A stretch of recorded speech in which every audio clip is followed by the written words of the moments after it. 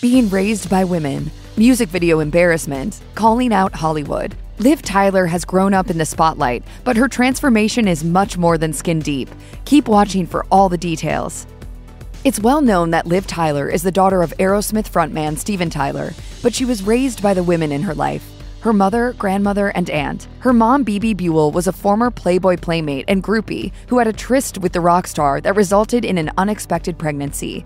Buell was a struggling musician in New York City at the time, so she needed help raising her daughter. So when Liv was 4 months old, she moved to the quaint countryside of Portland, Maine, to be near a cousin of Buell's, whom Liv calls Aunt Annie. While Buell was off touring with her band, Liv would stay with her grandmother in the suburbs of Washington, D.C., accompanying her to board meetings and ritzy garden parties. Where Liv's mother was a fiery, passionate artist and her aunt was a source of stability, her etiquette instructor grandmother was a paragon of sophistication. When Liv was 12, she and her mother moved back to Manhattan, where her modeling career would soon take off. Bebe Buell may have led a nomadic lifestyle as an up-and-coming musician, but she was still protective of her only child. Steven Tyler's struggle with drug addiction in the 70s and 80s was well known, and Buell wanted to shield Liv from her father's excesses. So she made a deal with another one of her suitors, musician Todd Rundgren, that he would raise Liv as his own. Liv first met her biological father when she was 8 at one of Rundgren's concerts.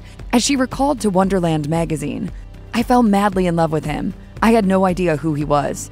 A few years later, Buell took Liv to an Aerosmith concert and she figured out the truth. As she recalled to The Guardian in 2017, "When I realized that Steven was my father, it was a moment that was bigger than me. It was almost spiritual. When you meet kin, there is an energy and sparkle between your bodies. It must be chemical somehow. DNA and genes. I felt a connection in a very strong way when I met him as a little girl, and I didn't know why at first, but I figured it out rather quickly." I looked at my mom and she had tears in her eyes and I kind of put it all together. When she was 14, Liv Tyler began modeling, as she appeared in magazines such as 17, YM, and Italian Vogue. But she also quickly became disenchanted with the industry's impossible standards of beauty and the insurmountable pressure these expectations placed on young girls. Tyler eventually started to feel that acting might be a better fit for her, and so, at her mother's urging, she began auditioning and landed a few small parts. She was shy, but she found that acting boosted her self-esteem and helped with her attention deficit disorder. As she noted to The Guardian in 2001, "Although most of what I did at school left me confused, it turned out I could really focus on acting. I realized I could memorize lines, not just mine, but everyone else's. I finally had some confidence that I was actually good at something." What do you get when you put two attractive young girls in Catholic schoolgirl outfits and have them romp around town and get into all sorts of mischief? One of the most memorable music videos of all time, that's what. At the age of 16, Liv Tyler got the opportunity of a lifetime. That's when Marty Kullner, the director of Aerosmith's Crazy video, spotted her in a Pantene commercial and thought she'd be a perfect sidekick for Alicia Silverstone, who had already starred in 2 other Aerosmith videos, Cryin' and Amazing. It was only later that Kullner discovered that Liv was Steven Tyler's daughter. So he went to my dad and asked for permission. Crazy was one of the most popular music videos of 1994, and it catapulted Liv's acting career. She displayed a striking degree of fearlessness as she danced with Silverstone to defy good girl expectations by swinging around a stripper pole and skinny dipping with a farm boy hunk, only to run away with his clothes. But looking back in 2014, Liv admitted to MTV News that watching the Crazy video was difficult for her. As she put it, "I was in high school when I made it, and I would wake up in the morning for school, put on the MTV Countdown, and when the video would come on, I'd get so embarrassed. That's when I would get in the shower." In 1996, Liv Tyler really showed off her acting chops as the female lead in the movie Stealing Beauty. She played a young woman named Lucy, who travels to Tuscany, Italy, intent on losing her virginity to the boy she kissed on her last vacation there 4 years prior. The plot also had parallels with Tyler's real life, as Lucy's also on a mission to decode a message in her deceased mother's diary to find her biological father. The film received mixed reviews, though critics singled Tyler out for praise. Rolling Stone's Peter Travers noted that she gave a luminous performance, while the New York Times' Janet Maslin declared, "She acquits herself with grace." Tom Hanks, who cast Tyler in his feature directorial debut, That Thing You Do, agreed, as he told Vanity Fair, "There is no act going on with her. She is not pulling a sultry power trip with you the way a lot of very beautiful women can, or have learned how to do."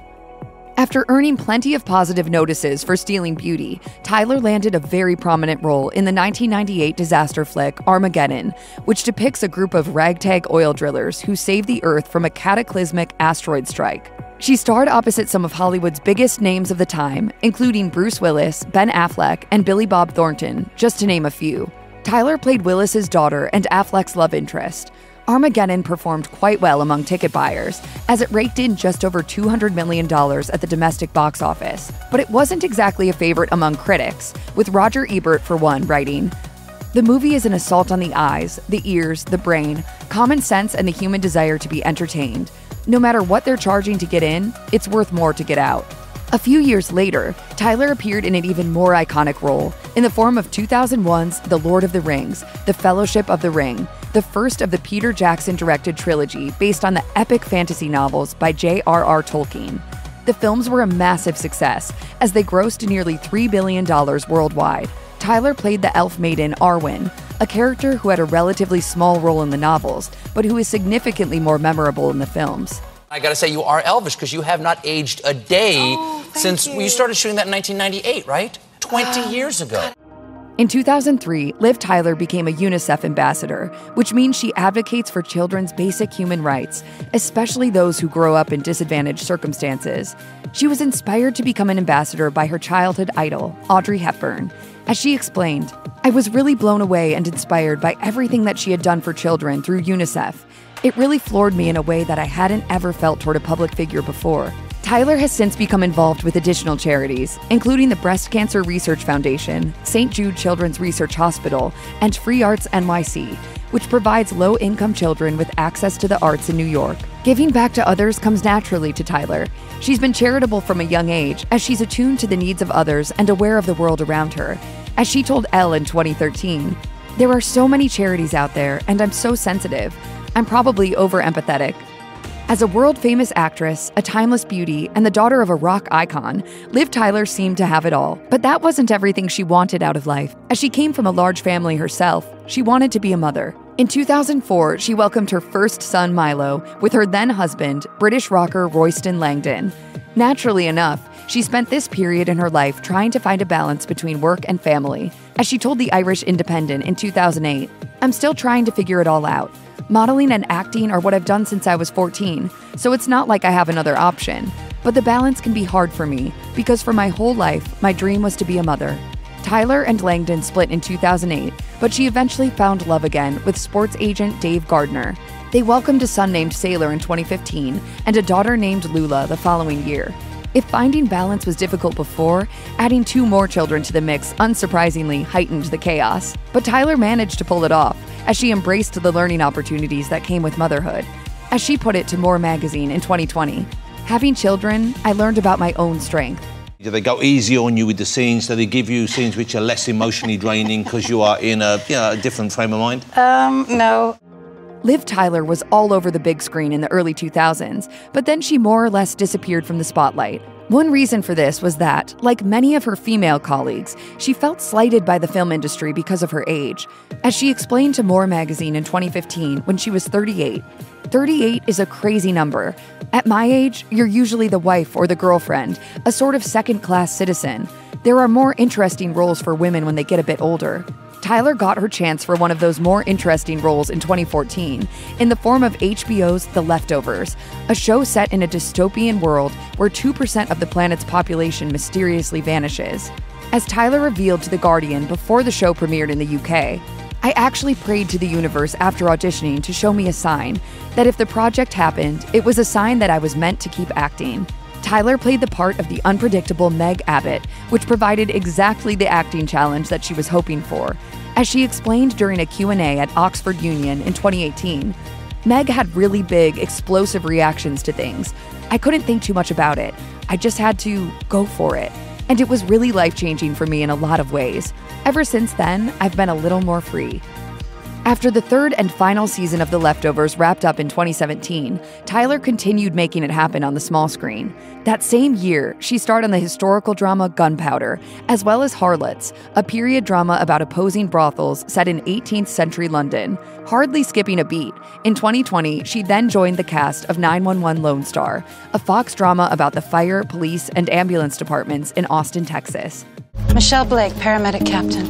And this scene is medical, so I run the call. Tyler made a big impression in the show's first season, so fans were stunned when it was announced that she wouldn't be returning for season 2. But it turned out she had a good reason for leaving. She reportedly asked producers to write off her character, since traveling from London to Los Angeles was too risky for her during the COVID-19 pandemic. Fortunately, one of the show's co-creators, Tim Minear, gave some positive news regarding her sudden departure. As he said in a statement, "The door here will always be open for a return." What's next for this Renaissance woman? Whatever endeavor she pursues, it's clear that she won't let life's simple pleasures pass her by. As she told The Guardian back in 2001, "Life excites me. Just little, normal, everyday things. Getting out of bed, getting dressed, making food. I find it all exciting, you know?" Check out one of our newest videos right here. Plus, even more list videos about your favorite stars are coming soon. Subscribe to our YouTube channel and hit the bell so you don't miss a single one.